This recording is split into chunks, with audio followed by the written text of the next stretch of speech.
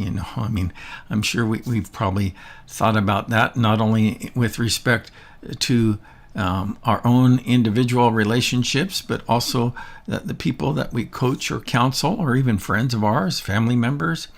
Well, maybe you've experienced a breakdown or a breakup in your own personal relationship. In this episode, you'll learn better on how to understand why relationships go sideways and what to do about it.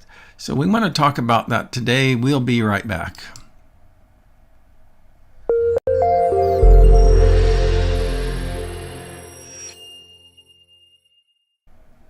Hello, ladies. You're live and direct. So, that's always exciting, isn't it? So we have a special guest with us today, and that's Emily McCarry. Did I get it right? Oh, you got it right at the end there. Close enough, huh? Yeah. Close enough. So, yeah. And of course, Karen, that she is with us today too. And so I always appreciate it when I have an opportunity to visit with people, because I really believe that my broadcasts are better when I have a chance to talk with others. So we know a little bit about Karen. Karen is a certified Beyond Betrayal life coach. Emily, just give us the quick kind of Cliff Notes version of your story. Yeah. Oh, well. My story, Kerry? Yeah. Well, the Cliff Notes version is I've had a couple breakdowns and breakups in my life, and I'm here at the end of the Beyond Betrayal course I've been doing with Kerry, and it's been incredibly beneficial to me, working through things and, learning the way and the reason why I communicate the way I do, and, why I've ended up in some of the situations I've ended up in. So it's been incredibly insightful.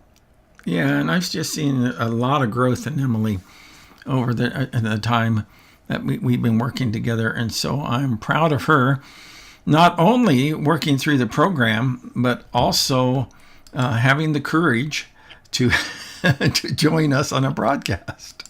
So, I know. Yes, exactly. I talked to her about maybe 15 minutes ago. I said, hey, I got a crazy idea. Why don't we try this? Yeah, right after I was sharing with him, I really want to work on my confidence. And not 20 minutes later, he said, hey. So I'm like, okay, we can do it. I can do it. Yeah. I really believe that you can. I got some, and if you can't, we can always edit it out. That's okay. So we got some slides I want to go through here. And years ago, I developed a relationship coaching program, and it's called Sideways Relationships. So it's when people's relationships go sideways, how to keep your relationships right and get your relationships right again. And I want to share a little bit about some of the insights that I've gained over the years. And you ladies, you can just jump in anytime you want to and ask me some questions. But let's begin kind of like walking through this presentation. And one of the things I wanted to do was to almost like create a GPS for people's relationships. And I don't know about you guys, but I know that it's helpful sometimes when you're going to a new place to have a GPS to help get you there. Although not all GPS are that helpful, Yeah. I heard a story once of a I think it was a family that they were following the instructions of the GPS, and they drove into a lake. Oh my. So I'm telling you right now, when the GPS is off track, don't follow it. You know. Yeah. So. And also, normal traffic laws still apply. I actually was in the car with Joe Branco and Paula Branco when they got their first GPS. And oh my gosh, I bet that was hilarious. Joe was driving, and it said, turn right now. And he just, And they were like, with no there was a reason. stop sign. So, That's funny. so Joe and Paula are Emily's grandpa and grandma. Joe has since passed, but just wonderful people. Yeah. So let's continue on with our slides here for a moment. So once you know where you're at and where you're going, the GPS is supposed to help you get there, and that's what we're trying to do. That's what I'm trying to do with this this program. And it really, what it is that it's born out of many, many years of working with couples in crisis. And I began to see patterns emerging in those relationships. And so I just decided, hey, I'm going to distill all of that into a coaching program that people can find online.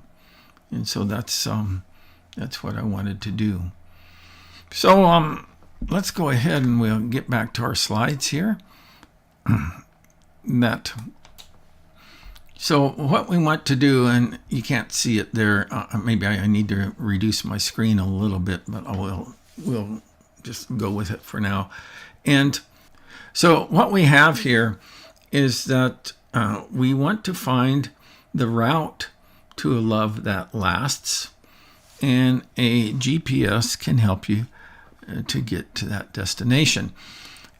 Every couple, because I've officiated a bunch of weddings, every couple that stands before me when they get married, they're all starting out at the same place, and they all believe that they're going to end up where?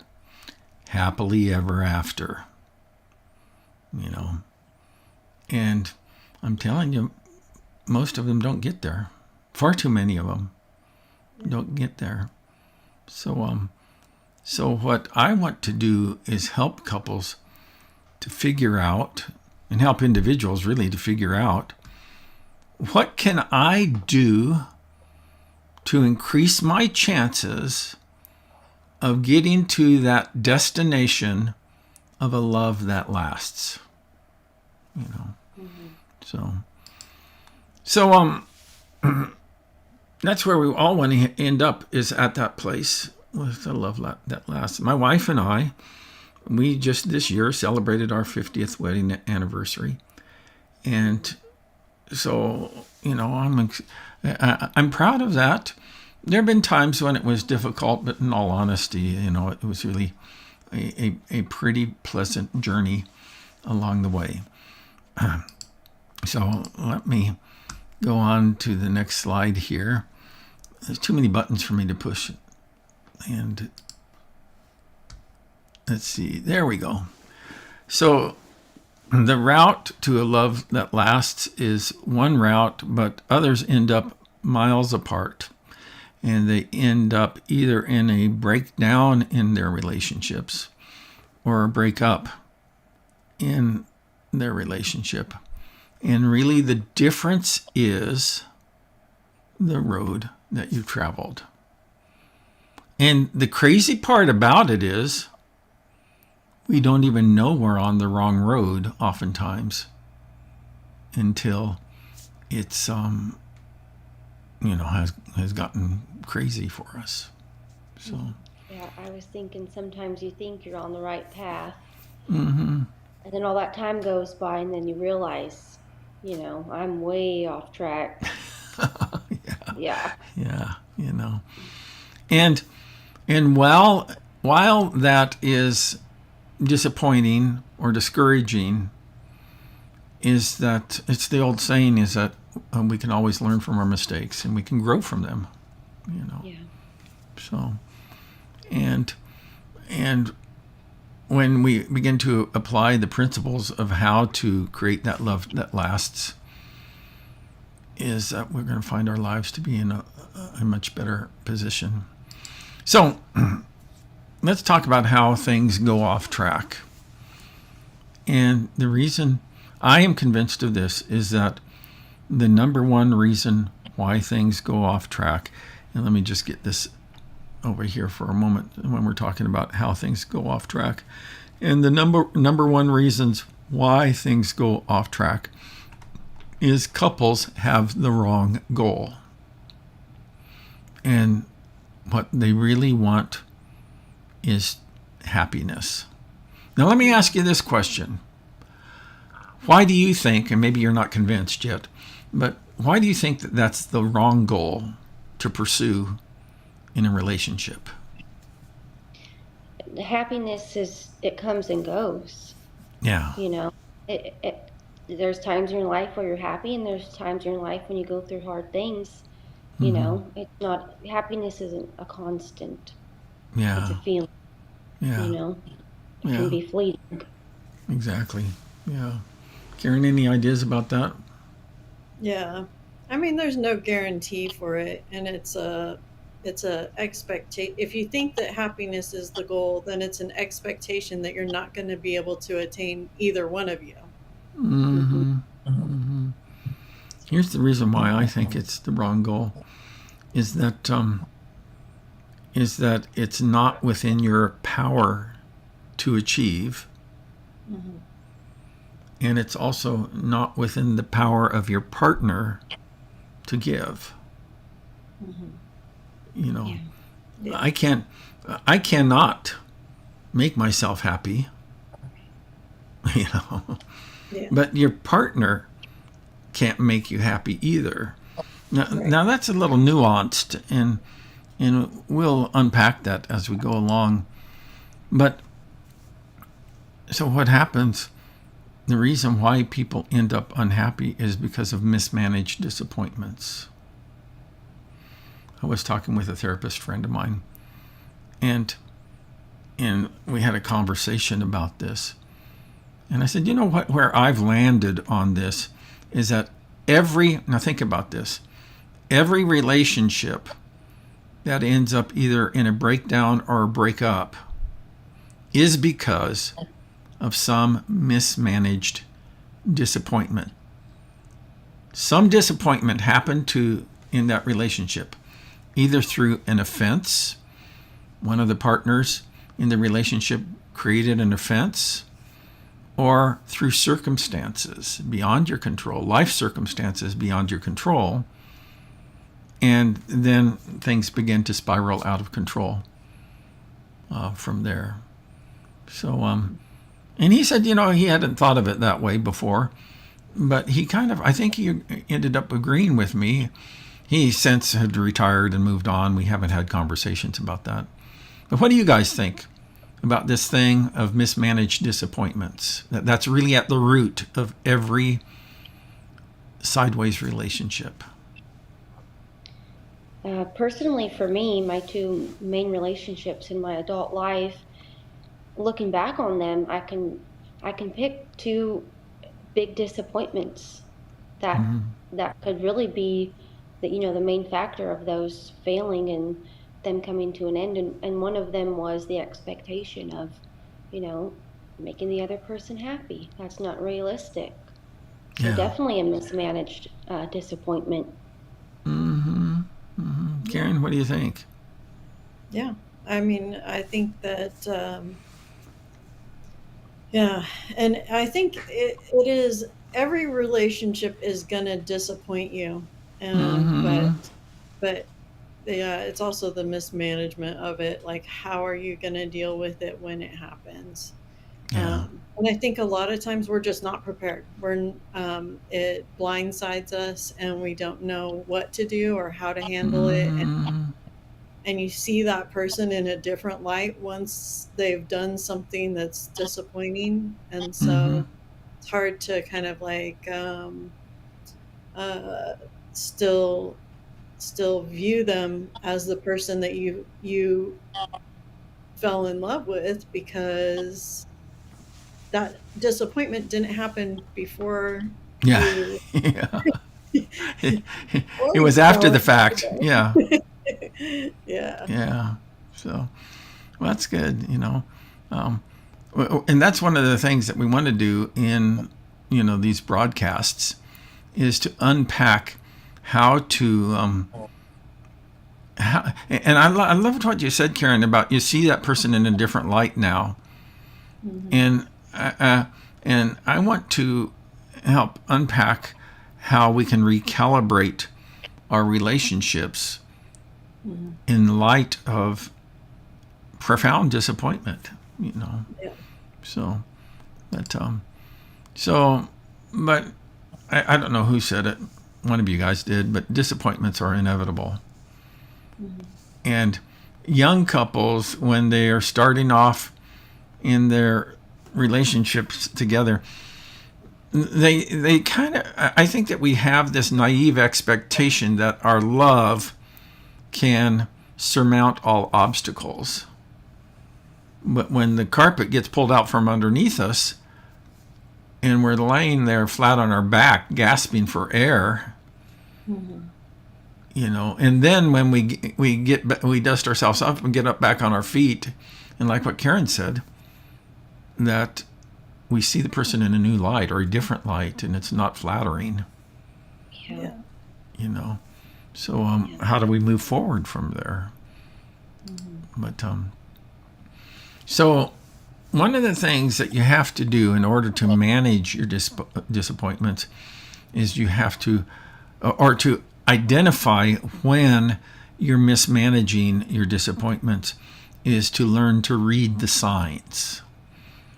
And I begin to see these, I'm a slow learner, I really am, but I begin to see these correlations with all of these couples who were coming to my office and seeking some kind of like counsel or support or guidance on these things. And after a while, it just became evident to me there are certain things. Now, wouldn't it be wonderful before couples got married, they would know about these things? and now all of the couples that I work with, that I do marriage, and that I marry, I say, hey, I'm not going to work with you until we have a chance to talk about some important things, So, but so here's Cloud and Townsend. They wrote a book called Boundaries in Relationships. And they recommend that you date somebody for like at least a year so that you can kind of see them through all seasons. And after I had some pretty horrible dating relationships, I not only decided to do that, but also enlisted a lot of outside people to like say, okay, what do you think of this person? Because I've had poor judgment in the past, and so I really put my husband through the ringer before we even got started. And he had to jump through a lot of hoops because I was really not looking to be in a lifelong commitment relationship with somebody who was going to end up just completely throwing me a curveball, Yeah. Not to say that it has not been a rocky road. There's still plenty of bumps in the road and hard times and stuff, but I think I dodged some bullets by listening to other people and taking time with it. Yeah. So let's talk about these telltale signs. And we're not going to go through all of those in this video. As a matter of fact, we're not going to go through any of them, and that we're going to do that in the next video. But learning, and there's not a lot that we have to master. We only have to really figure out 4 of them, and once we figure out those 4, then we can determine whether or not our relationship is on the path to a love that lasts, or our relationship is headed for breakdown and a breakup. So one of the very first things that we have to do if we're going to get things back on track is that we have to abandon the the naive expectation that this marriage is going to make me happy. No. and I'm not saying, because marriage is a wonderful thing, and it really is. But having the expectation, kind of like putting all of your eggs into that basket, that this person is going to be the mini me, you complete me type of thing. Yeah. And Well, so it also applies to like jobs and things like that. You think, or even having kids, you think, okay, this is what's going to make me happy. Well, yeah. you have to decide that you're going to be happy in order to be happy. Yeah. Well, actually, I'm going to finesse that a little bit. And what I'm saying is that in order to be happy, what we have to do is decide, I'm not going to be happy, but instead, my goal is to be healthy. My goal is to be healthy in all of my relationships. And I'm not talking about going out, to the gym and all of that stuff, although I do believe that, there's benefit in remaining, in preserving your health as long as you can. But learning how to be emotionally healthy, learning how to be relationally healthy, learning how to set healthy boundaries. There's a whole compilation of things that, you see, if you stop and think about it, happiness is elusive, but health is completely achievable. Yeah. To whatever level you can achieve it. Emily is a medical professional, and she deals with a lot of people who are in circumstances that are beyond their control. But what I'm saying is that even when you got to play the hand that's dealt you, type of thing. But even when you're in a circumstance where your health is compromised or jeopardized, you still can respond to that in the right way. Let me explain what I'm saying there, because I think that may be a little convoluted. Is that my dad was a diabetic for most of my adult life, or even my life as an adolescent. And my dad's approach to his diabetes was to ignore it and neglect it, other than take his insulin, his pills and his insulin and things like that. So what my dad would do is that if he wanted a piece of pie, then he would just double up on his insulin shots or whatever. And my dad had an extremely strong constitution outside of this compromise, this aspect of his compromised health. But towards the end of his life, everything started to compound. And I'm convinced that the end of his life would have been not as complicated if he had just managed his diabetes in a responsible way. So that's what I'm saying. You just gotta embrace the realities where you're at. Yeah. But you can respond to those realities in a healthy way, no matter what. See, yeah. I believe, and here's my operating thesis. I believe it's possible to have a healthy relationship with anybody, even a criminal. Okay, what do I mean by that? Well, my healthy relationship with a criminal is, I'm going to love you from a distance. You need to be behind bars, and I need to be on the outside. And so that's a healthy relationship with a criminal, So you can have a healthy relationship with a liar, is that And a healthy person doesn't trust everything that a liar says. So no matter what you're dealing with, it's not dependent on the other person for you to make healthy choices. Yeah. So let's go back to our slides for a moment. Let's see if I got the right button there. There we go. Okay. Oops, wrong. There we go. So what we have to do is that there's an exit ramp from this road where all of these warning signs are. So the first thing we got to do is trade happiness for health. And the second thing that we have to do is that decide, I'm taking the exit ramp, even if you don't.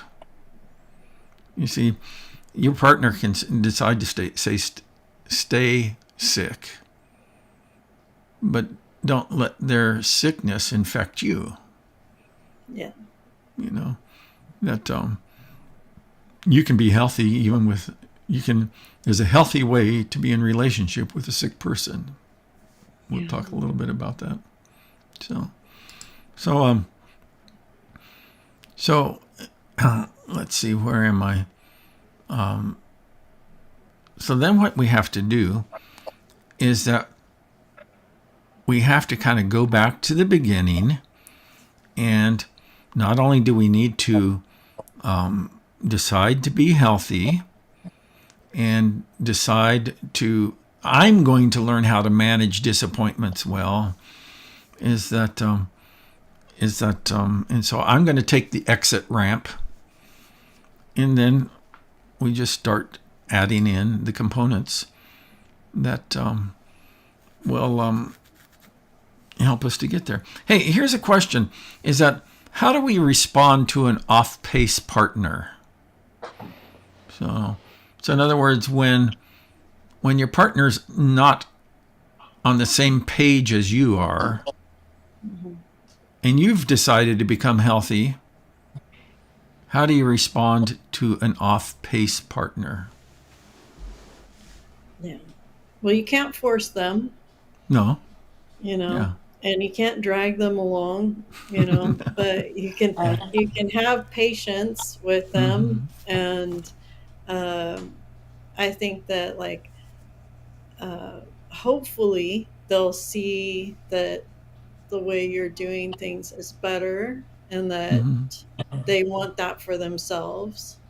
But also, if they don't, also you need to set up some boundaries that you're not gonna stay in that, but keep moving forward. Here's a saying that I always remember, is that you get what you tolerate. If you tolerate, you've heard that before. And it's so true. Very true. You tolerate abuse, you get abuse. You tolerate name calling, you get name calling. You tolerate lies, you get lies. You tolerate empty promises, you get empty promises. You always get what you tolerate. Okay, so we're almost done here. And so when it comes to getting back on track, you have to incorporate love building practices. And just like there are certain telltale things that will show you're on the wrong path, there are also certain love building practices that show you're on the right path. And in the next broadcast, we'll talk more about those, or maybe it's the broadcast after that one. Okay. So we're not going to go into the details right now. But what I'm saying is that this is completely doable in any relationship. It's completely doable. Now, does that mean the relationship will work out? No. But it does mean you can have a healthy relationship with that person, even if you have to love them from a distance. and quarantine them from your life. So, all right. So here's the real possibility. Right now, you might not be feeling too hopeful about the chances of making it with your partner, and in some cases, you probably won't. But that's okay. You don't have to, but there is always hope. And by entertaining that things can get better once you apply the principles of being a healthy person and building a healthy relationship, things will change. And so there is real hope. And it always changes. I guarantee you that. It always changes. When you get healthy, everything changes when you change, even if they don't. So it's a fact. Every relationship, even the good ones, faces problems. But people who build strong relationships know how to recalculate and to stay on course when trouble comes. That's when a good GPS can help, along with a willingness to take the journey. So what we've done is we've built the GPS, but we can't drive your car. You know, you have to take the journey. And so it's time for that journey to begin. One last slide, and then I'm going to wrap it up. But first, I want to talk with you ladies a little bit more about stuff. But one of the things that we got going on is that we have our free conflict management webinars coming up. And that's to help you to learn how to travel the freeways of conflict. And that's coming up on August 8th at 11 a.m. And you say, well, I can't make it that time. That's cool. If you can't make it that time, then register and you get free access to the to the replay. But I do believe that this information that you'll learn in that webinar can really make a difference in your life and in your relationships. Ladies, before we wrap up, anything that you'd like to say, any comments that you'd like to make? No? I think the main thing with this GPS and, when we get off track are those expectations and those boundaries. Mm-hmm. That's good in a marriage. It's good in friend relationships with your family. Those are good, healthy things. Yeah. Good. Karen, how about you? Anything? I think it's good to look back and see why you got on the road with this person to begin with.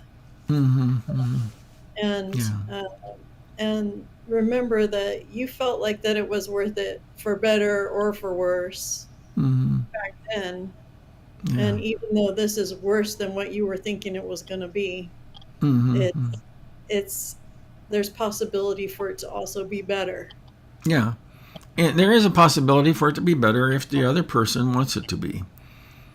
And that doesn't mean that every we shouldn't treat every misdemeanor like a felony, but there are felonies, and there are felonies that will kill relationships. Yeah. And so we have to be wise about that. So, I appreciate you both. I truly do, and I am grateful that you guys and Emily, I have to give you props because you didn't know what you were getting yourself in for. Did you plan this today? No. Premeditated? No, I'm just kidding. No. But it has been wonderful, and I hope that this will not be the last time that we see you on one of these broadcasts. It won't. Good. So, hey guys, stay on camera just for a moment. I want to wrap this up from my side, and so then I'll be back with you. So I hope that you will find the way forward in your own life and relationships. And that's why we're doing what we're doing. And we have this whole Beyond Betrayal program. And you can find us online. But you also, probably one of the best places to join us is on our in our Facebook group at beyondbetrayal.org. And so it's a private group, but we post all of our content there and some additional content that you don't get in some of these other public trainings that we do. So that's it for now. I'm going to go ahead and sign off, and I will see you next time. Bye-bye.